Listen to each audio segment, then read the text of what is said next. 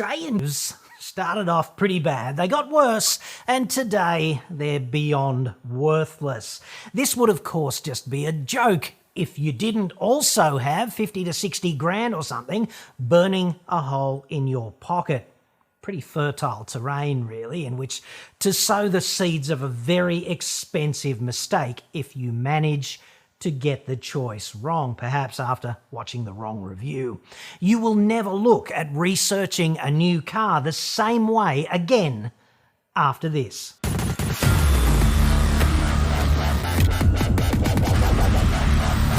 Have you ever, if only once, clicked on a video knowing full well that doing so was a mistake? You knew that YouTube's billion-dollar artificial intelligence was gaming your mind. Knew you'd be shouting at the screen in a matter of seconds, but you clicked anyway, right? Yeah, well, me too, dude, and we'll get to that. You're not doing it now, are you? I don't care. I'm John Cadogan from AutoExpert.com.au, and I get new cars cheap for buyers here in Australia. Website for that, obviously. Or you can just click the card that may or may not be... Dude. This report is my honest personal opinion. I think that's going to be important with this one. Now, as many of you know, I own a Mitsubishi Triton GSR. It's about 18 months old now, and I've been quite happy with it. It's not a Ranger or a Hilux, but it was about 12 grand cheaper, and that mattered, and it does some of the things that it does really well, including most of the things that I need it to do, like get me and my gear betwixt fat caves, for example, and that's kind of important to me. Therefore, recently, there was absolutely no need whatsoever for me to click on Wheels Australia's Triton GSR review. I knew doing so would make me laugh and or cry and or hurl poop at the screen, the better to convey my opinion of it. And in that respect, it did not disappoint. I was poop hurling in seconds. Yes, and that doesn't happen all that often, maybe a couple of times a week, whatever. I will also help you understand just how crap Australian car reviews have become.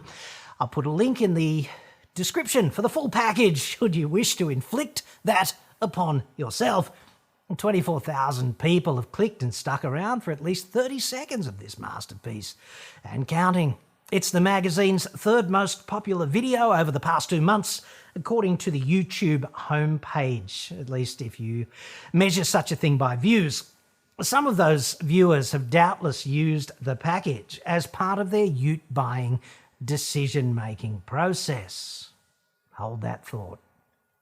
According to its rather up-itself self, Wheels offers, quote, world-class new car reviews from, quote, Australia's most knowledgeable and respected car critics. Step number one, if you'd like to take a big tumble, is, of course, ascend a really high pedestal. Based on its own sentiment about itself, I have absolutely no doubt that Wheels could come over to your house, perhaps next Friday evening, and take a big steaming dump in the centre of your lounge room, and you wouldn't smell a thing. Possibly roses. Anyway, I clicked. I knew it was wrong, but it felt so good doing something that was absolutely so wrong. It was just like Tiffany and a cheap motel.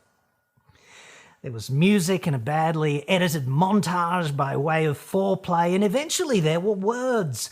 And after just 6 of those, I was bouncing on the bed, riffing air guitar, wearing no pants, and getting ready to hurl poop at the screen. Thanks, Wheels. This is a Swiss Army knife. Not to disparage gratuitously, but on closer inspection, at the limit of resolution, not actually seeing a Swiss Army knife, dude. I'm sniffing the distinct odour of fold-out Allen key lying about being a Swiss Army knife, wrapped in the hope that nobody notices. This is like being at a restaurant and ordering turd of Great Dane wrapped in prosciutto and stuffed with pine nuts on a red wine reduction.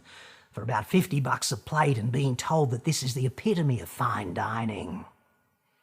I could be wrong, but unlikely.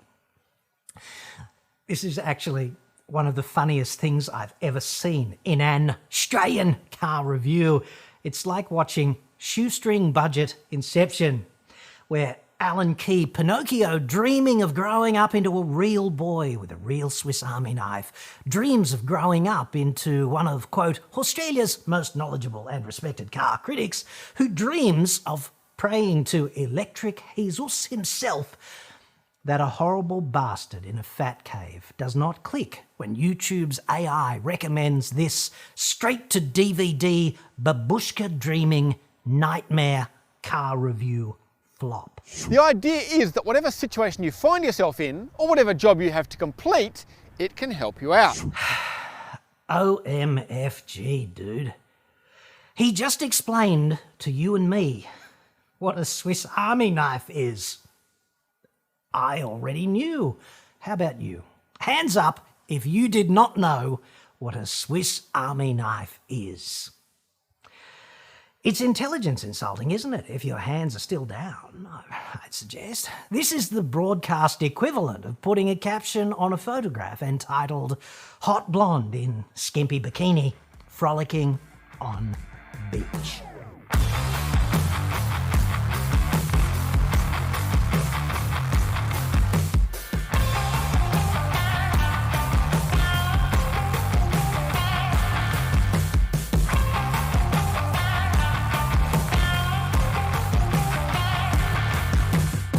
A gratuitous and yet world-class and impossibly uplifting beachscape interlude there. Very healthy pastime. Australia's leading spectator sport, of course.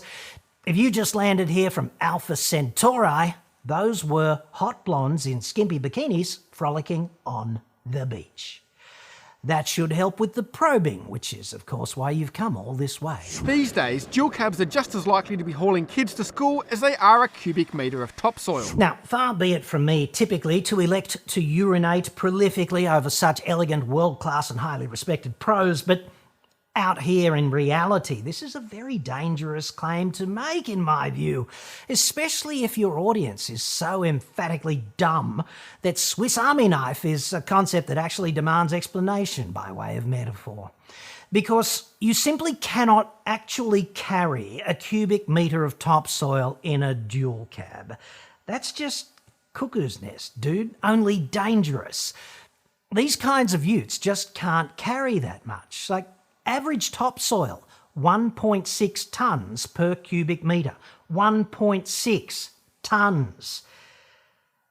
And the problem with that is... Payload is 900 kilos? Yes, it is. Well done. Well, it's actually 901, but close enough for government work. World-class, dude.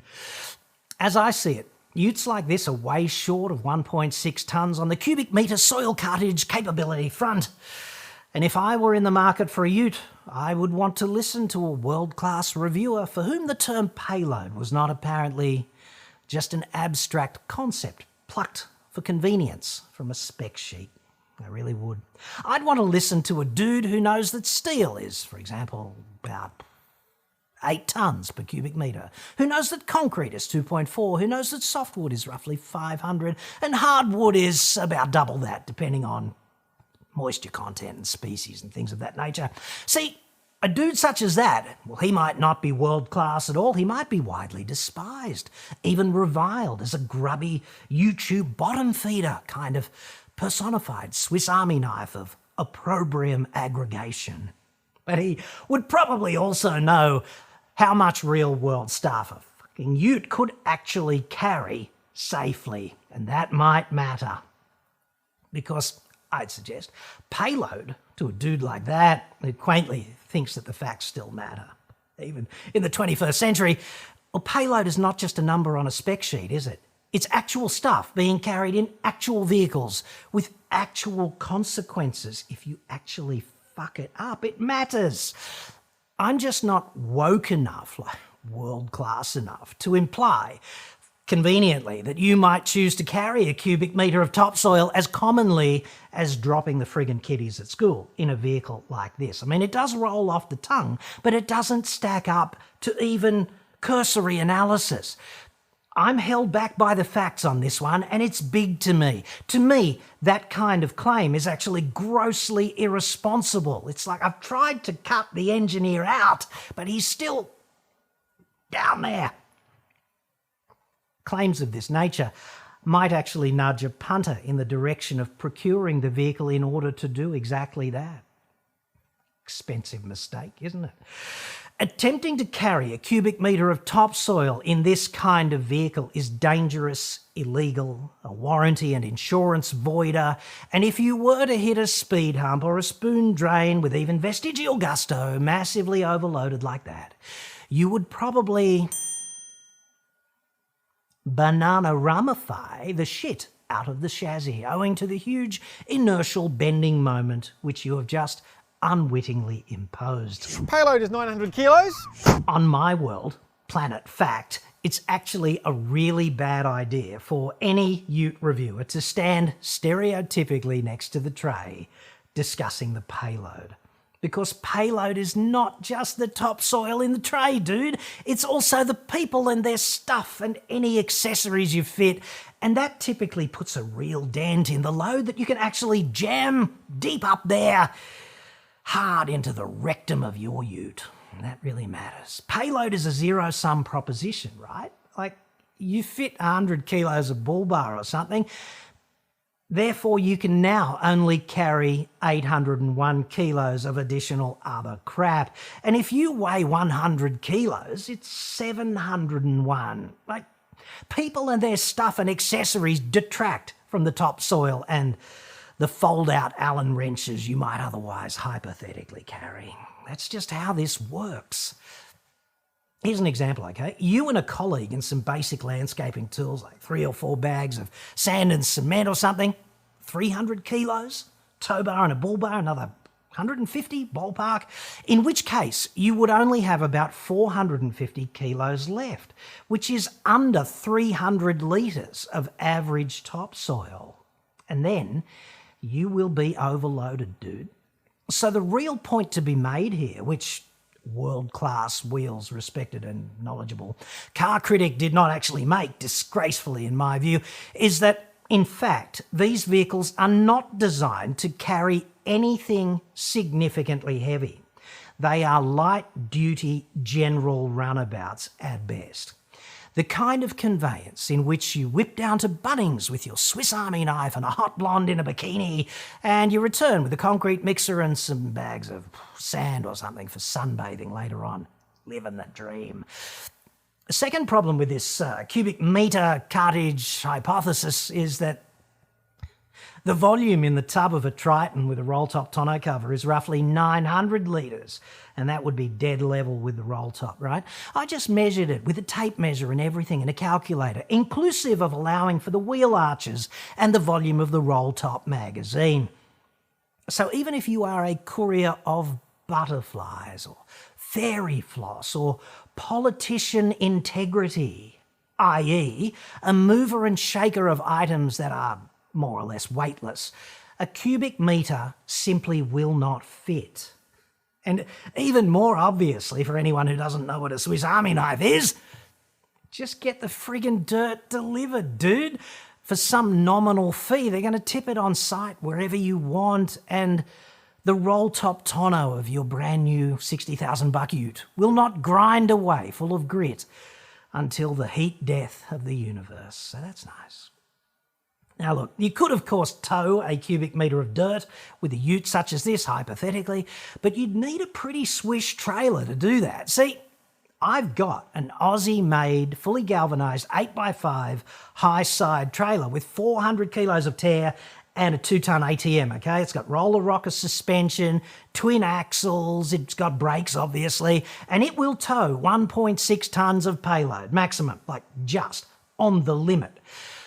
A cubic metre of anything in that trailer is a layer about 540 deep inside that trailer, so it will definitely fit. But even then, a cubic metre of topsoil is fraught, right, without a weigh bridge. Like, how are they going to measure a cubic metre or weigh it in the absence of those things using the context of the kinds of places you buy dirt as a yardstick? How are you going to know it's bang on 1.6 tonnes is what I'm saying. So in practice, you'd have to lowball it for the sake of conservatism, compliance and safety. 750 litres is probably safe, allowing for variations in moisture and compaction and composition of the dirt in the absence of actually weighing it.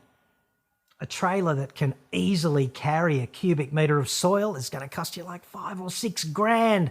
And if you're going to do that routinely, you would want it to tip. So make it more like $7,000. And I'd suggest that's a shitload of on-site delivery, isn't it?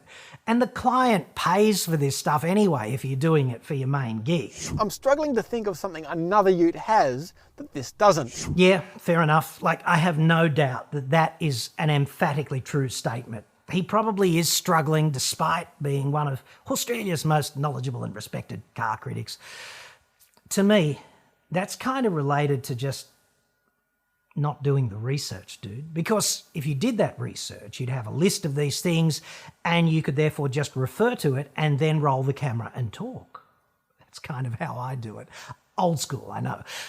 Because there's plenty of important stuff that Ranger, Wildtrak and Hilux Rogue have, for example, that Triton GSR doesn't. And these are just facts, dude. I'm not even cherry picking here. Wildtrak and Rogue are direct GSR competitors. They would be on rational shortlists together side by side, all three being at or near the summit of their respective lineups, as well as Ranger and Hilux being the two top utes by sales. I can name 11 things off the top which Ranger and Hilux have, which Triton GSR does not. Mainly because research, hashtag not that hard. The main point here is that, world class or not, being cognitively challenged, i.e. struggling to think of something, is not the same thing as providing a rigorous deep dive for you, the intending purchaser, right? Which is kind of what they promised, isn't it, at the outset. So to me, when we get to this fork in the road, it's all a little bit wonder bra, isn't it? Kind of deflating. Cognitive challenge can, of course, ambush anyone on live TV. It's a real risk. I've been live on radio and TV hundreds of times for thousands of hours, so I'd know, because it's certainly friggin' ambushed me, and you have to have coping strategies for that. But this is not that, right? This is a pre-recorded and edited package. You can have as many takes as you want, dude. You can phone a friend in between them. You can get your phone and do the research on location. You can even fix it in post with the high-tech miracle of friggin' voiceover. Any presenter can have as many cracks at this as he needs to get it right. And you're not even on a deadline for the 6:30 bulletin tonight. I'd suggest if you have $60,000 to spend, you don't care if he's struggling to think. You want to know if competing utes actually have features that this one lacks. And you want to know what they are, because you can use that to make an informed choice. And thus you can end up not buying the wrong fucking ute after making a $60,000 mistake using information provided by world-class Alan Key Pinocchio, who appears to be unwittingly misrepresenting the facts. If what he means is Triton GSR is up there on spec with the competition, it's just not. I'm struggling to think of something another ute has that this doesn't. At the risk of injecting actual intellectual clarity on this, Hilux Rogue and Ranger Wildtrak both have motorised roll-top tonneaus, but you have to pull the roll-top shut manually in a GSR. Perhaps you can live with that, as I can. Ranger also has a built-in modem and a smartphone app that allows you to geolocate the vehicle and lock or unlock it, start the engine, etc. Triton does not have that. Rogue and Wildtrak, they both have the tow bar installation standard. Triton does not. It's an accessory you have to buy separately with the Triton. This artificially inflates the price gap, making the Triton seem $1,000 cheaper before you level it up by fitting the tow bar. Ranger and Hilux also both have speed sign recognition and an 80-litre fuel tank versus Triton's 75. Now, you might not think that 5 litres of diesel is such a big difference. If so, how about we do this? I'll drop you off 30 to 50 k's out from Dingo Piss Creek or something, middle of the day in summer, and you can walk the rest of the way and reconsider your view on that while I check out the hot babes in bikinis frolicking on the shore of the Golden Billabong before they get taken by some salty. Ranger and Hilux both have an 8-inch touchscreen versus Triton's 7-inch, so there's that.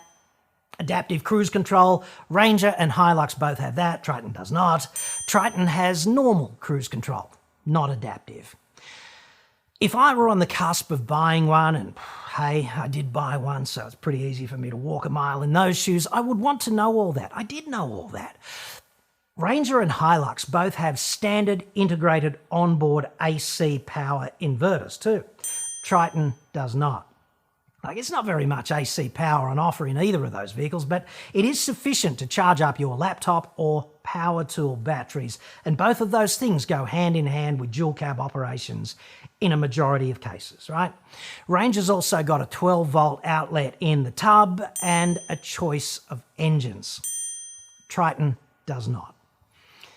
So that's 11 significant need-to-know equipment deficiencies on the Triton, many of which will actually matter a lot to would-be buyers, even if they, like I did, simply decide that they can live without these items in exchange for the significant cost saving.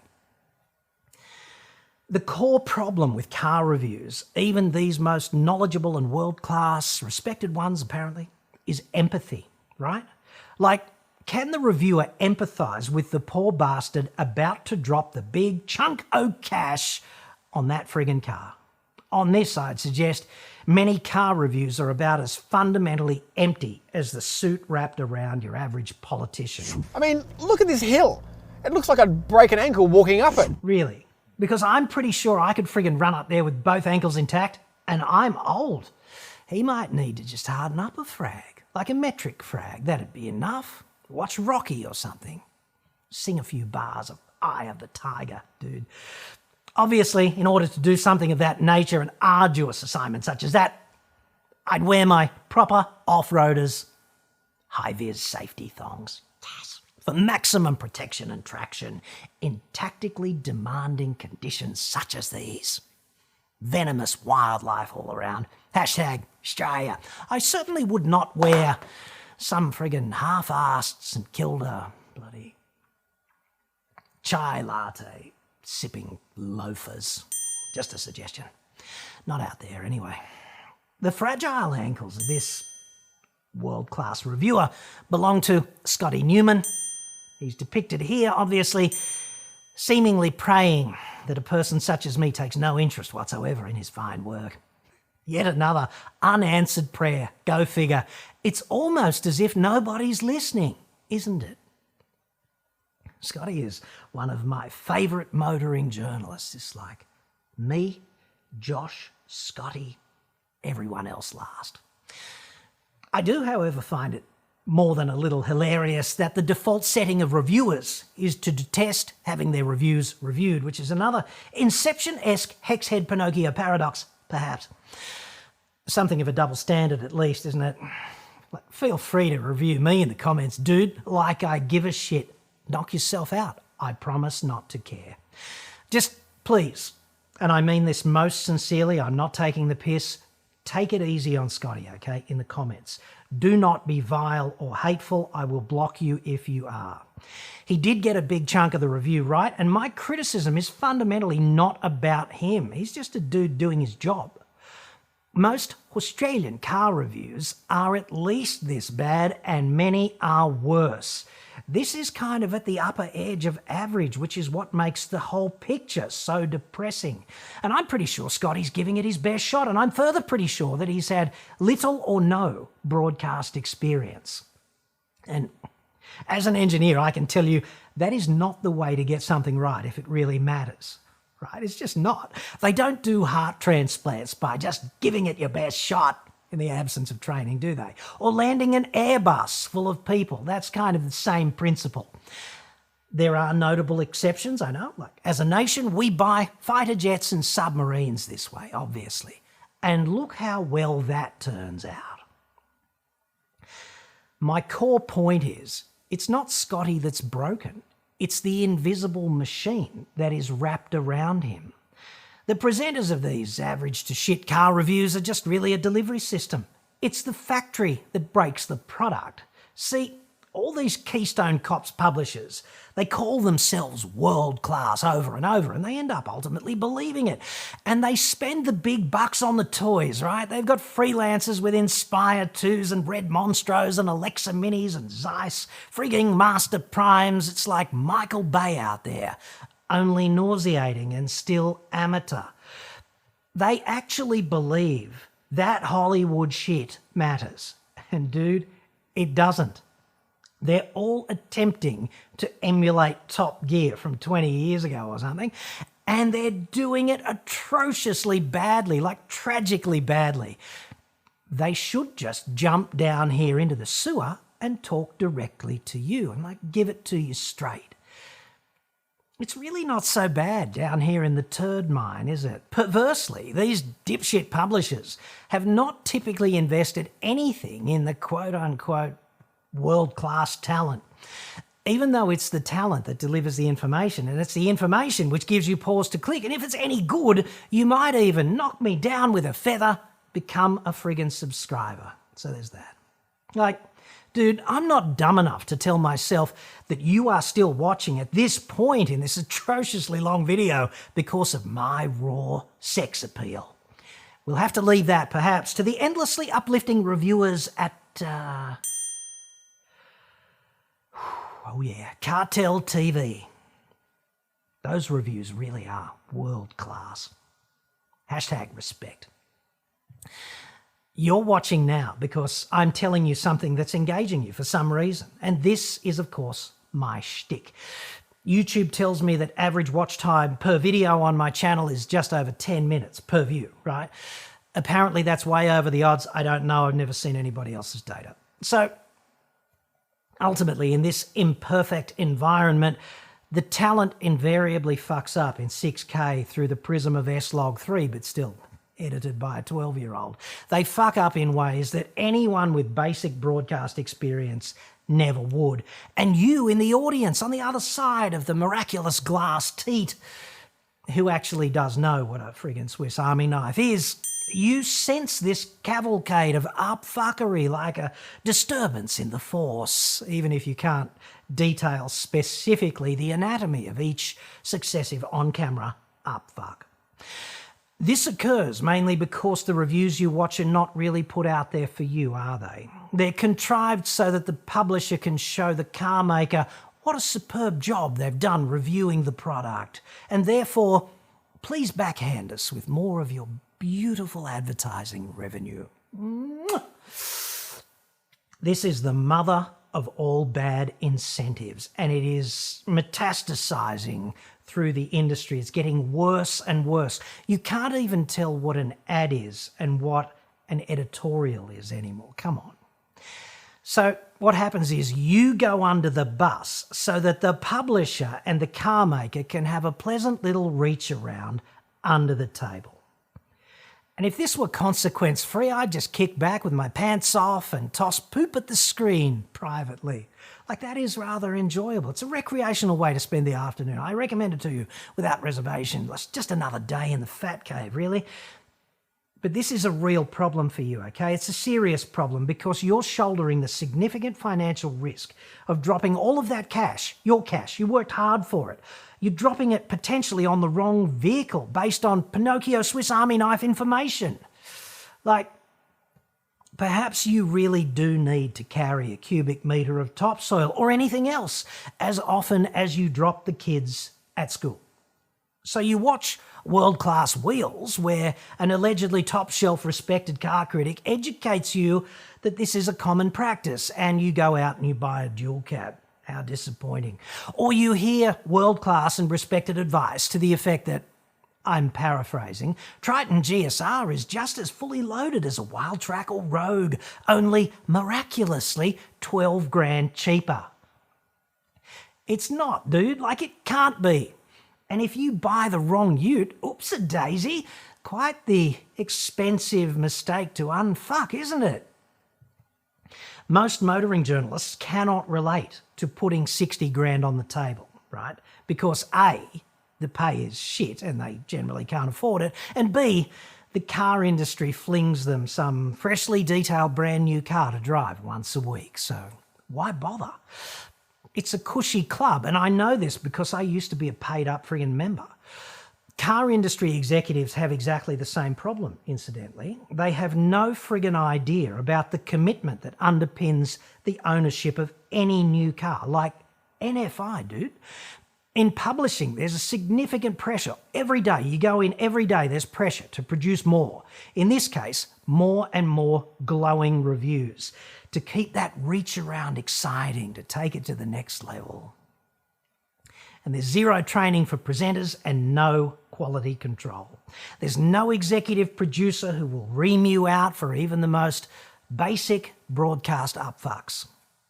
Wrong prop, presentation of stupidity, like you presume the audience is stupid, that's a cardinal sin. Not knowing how much stuff weighs, not understanding the granular detail of the competitors and their specifications. Like, come on, how many sins are there? This must be most of them. This is not an environment that fosters a continuum of improvement vis-a-vis the quality of reviews, at least as they pertain to you. That quest for excellence, not unless ultimate wank is in fact the objective, like personal opinion. It seems to me that as a consumer, you need to do informational triage around every review, hell, around every piece of content you consume. Everyone does reviews. They're mostly shit. Triage is therefore a core skill which you need urgently to develop if you have not already, because clearly you cannot depend upon even a world-class review from the nation's most knowledgeable and respected reviewers to get you to the pointy end of making an informed decision in a transaction of this magnitude. And that's a disgrace, in my view.